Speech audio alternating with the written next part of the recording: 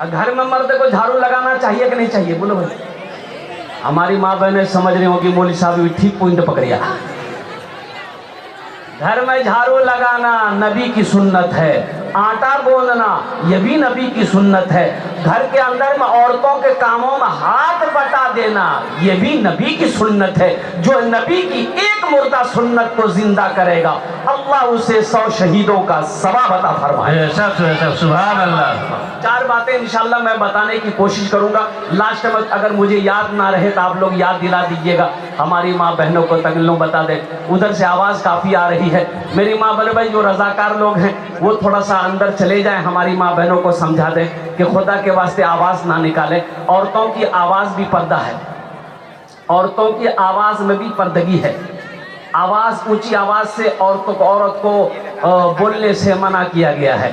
जुमे में हजरत ने तकरीर किया, लोगों कभी कभी अपनी बीवी की तारीफ भी कर लिया करो, तारीफ बीवी की तारीफ करने में भी सवाब है।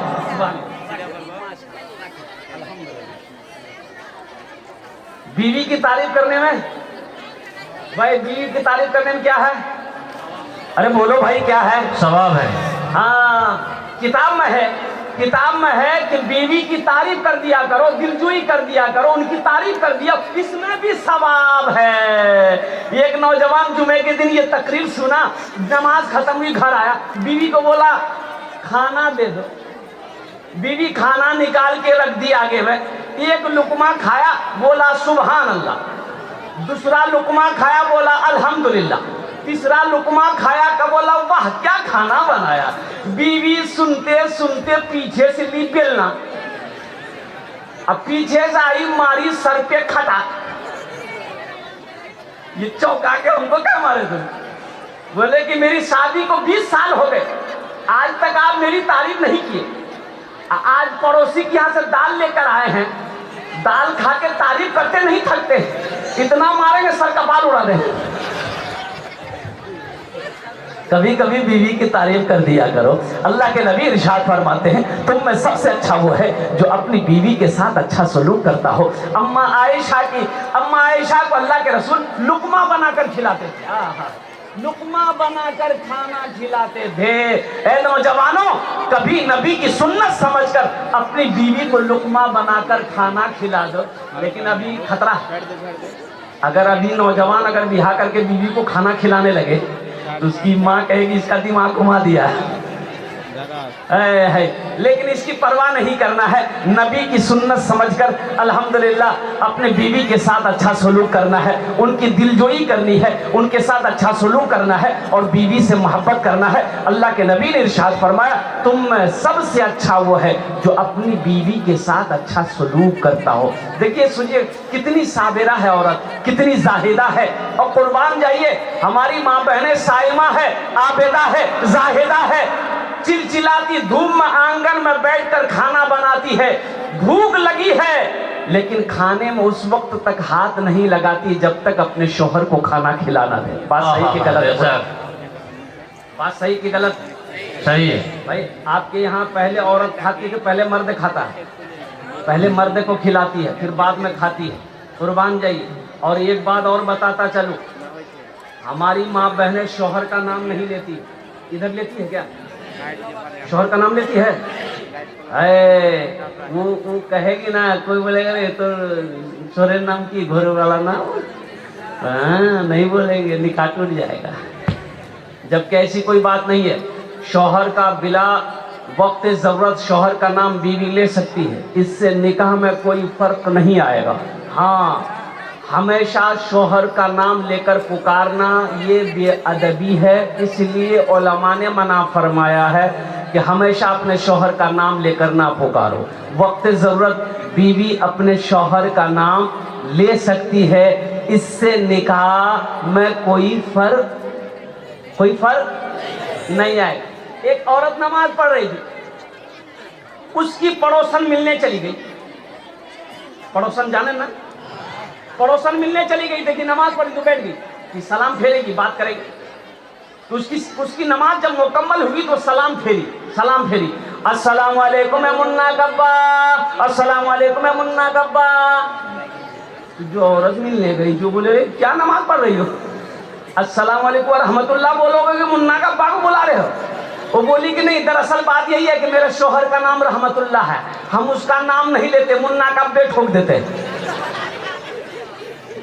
हाँ, ए नौजवानों, अपने बीवी के साथ अच्छा सलूक करो, बस ज़हन को हाजिर करो। इंशाल्लाह कुछ पैगाम है मैं पहुंचाना चाहता हूँ। गुस्सा करना हराम है। एक मालिक को गुस्सा आया, नौकर पर गुस्सा आया, एक तमाचा मारा। नौकर भी नौजवान था, पास में घर था और घर के अंदर गया, बीवी बैठकर रोटी बना रही थी, ये नौजवान गया, एक तमाचा खींच के बीवी को मारा।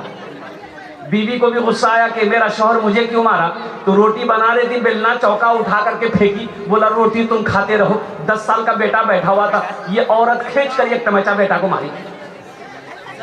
बेटे को भी गुस्सा आया, बेटा आंगन में डंडा था, उठाया, दरवाजे की तरफ निकला, ये कुत्ता बैठा हुआ था, ये लड़का जाकर 5 डंडा कुत्ता को लगाया। कुत्ते को भी गुस्सा आया, कुत्ता रोड की तरफ भागा, देखा जो मालिक नौकर को मारा था ऑफिस से बाहर निकलकर फोन से बात कर रहा था, ये कुत्ता जाकर उसी को काट दिया। भला करो तो भला पाओगे, बुरा करो तो बुरा मिले, एक हाथ से करो तो अपना दूजे हाथ से पाओगे, दूजे हाथ से पाओगे। क्या लेकर आए हो बंदे, क्या लेकर के जाओगे, करो इबादत तुम उस रब की, वरना कल पछताओगे। सुभान अल्लाह, सुभान अल्लाह। कल पछताओगे। ये दुनिया आनी जानी है, एक दिन सब मिट जाएगा, तुम भी एक दिन मिट जाओगे। कीड़ा मकोड़ा खाएगा, कीड़ा मकोड़ा खाएगा। छल बुद्धि ना करो किसी से, छल बुद्धि ना करो किसी से, कांटे में फंस जाओगे। क्या लेकर आए हो बंदे, क्या लेकर के जाओगे, क्या लेकर के जाओगे। माशाअल्लाह, सुभान अल्लाह। बड़ी तेजी के साथ एक बस्ती में कभी जलसा नहीं हो रहा था। বসে যান भाई, বসে যান, अल्हम्दुलिल्लाह, ए भालो जगह बसে। एक बस्ती में कभी जगह नहीं, जलसा नहीं हुआ, तो जलसा नौजवानों ने कहा कि भाई जलसा होना चाहिए, हम लोग भी जलसा कराएंगे। नौजवानों ने इरादा कर लिया, मीटिंग हुई, जलसा की बुनियाद रख दी गई। अब एक चचा मियाँ थे, चचा से कहा गया कि चचा बस्ती में जलसा है, आपने नया कपड़ा सिलाया? बोला नहीं सिलाया। बोला सिला लीजिए। अरे जलसा है, जलसे में कम से कम नया कपड़ा पहन के जाइएगा तो लोग भी अच्छा कहेगा, आपको भी अच्छा लगेगा। ये बूढ़े मियाँ बोले कोई दिक्कत नहीं है, मालदा जाएंगे, कपड़ा खरीदेंगे, दर्जी को देंगे, सिलाई करके ला करके पहन लेंगे। और गया कपड़े वाले के कपड़ा खरीदा, दर्जी के यहाँ पहुँचा, माप दिया, दर्जी को बोला मेरे यहाँ कल जलसा है, मुझे कपड़ा फिट फाट चाहिए। दर्जी बोला कोई दिक्कत नहीं, आप कल आइएगा, कपड़ा लेकर जाइएगा। जिस दिन जलसा था सुबह गया, कपड़ा छोड़ा के लेके आया, घर आया, कपड़ा लेकर सोचा कि थोड़ा सा कपड़ा पहनकर देख ले कि दर्जी ठीक ठाक सिया है कि नहीं है। तो कुर्ता पहना, कुर्ता ठीक था, पायजामा पहना तो 4 उंगल पायजामा बड़ा सी दिया दर्जी। बड़ा टेंशन में हो गया कि इतना बड़ा पायजामा पहन के जलसा में कैसे जाएंगे, लोग क्या कहेगा। बोला जब टेंशन नहीं है, घर में मशीन है, बीवी को बोलेंगे कैंची से काट देगी, मशीन में सिलाई करके दे देगी, पहन के चले जाएंगे। तो हो मुन्ने की अम्मी को बोला कि मुन्ना की अम्मी ये पायजामा दर्जी बड़ा सी दिया है, थोड़ा 4 उंगल काट के सिलाई कर दो, जलसा में जाएंगे। बीवी बोली कि आपको तो कोई काम है नहीं, खाते हैं खाली घूमते हैं, वहां लटका दीजिए, जब हमको फुर्सत मिलेगा कर देंगे। बोला नहीं बीवी से नहीं होगा। बेटी से बोला कि बेटी 4 उंगल पायजामा बड़ा सी दिया दर्जी, ये काट करके सिलाई करके दो, हम दर्जी हम जलसा में जाएंगे। बेटी बोली कि अब्बा बस आधा घंटा का मेरा काम रह गया है, आप वहां लटका दिए, आधे घंटे बाद हम कर देंगे। बोला इससे भी नहीं होगा। बहू को बोला कि बहू रात में जलसे में जाना है, ये दर्जी 4 उंगल पायजामा बड़ा सी दिया है, थोड़ा तुम कैंची से काट दो, सिलाई कर दो, हमको जलसा में जाना है। तो बहू और समझा दी कि अब्बा आप इतना परेशान क्यों हो रहे हैं, अभी खाना खा के सो जाइए, रात में जगना है। जब रात में जग करके, जब आप शाम में जग करके उठिएगा ना, तो पायजामा आपका रेडी रहेगा, वहां लटका दीजिए। बेचारा मजबूर होके पैजामा लटका दिया, खाना खा के सो गया। ठीक 3 बजे इसकी बीवी को याद आया, अरे वाह, मुन्ना का बापा जम्मा काटने कहा था, जलसा में जाएगा। कैंची ली, 5 उंगल पजामा काटी, सिलाई करके लटका दी। ठीक आधे घंटे के बाद उसकी बेटी को याद आया कि अब्बा जाएगा जलसा में, पजामा काटने कहा था। वो भी कैंची ली, 5 उंगल पजामा काटी, सिलाई करके वहीं लटका दी। अब मगरिब से पहले उसकी बहू को याद आया कि ससुर जाएगा जलसा में, पजामा काटने कहा था।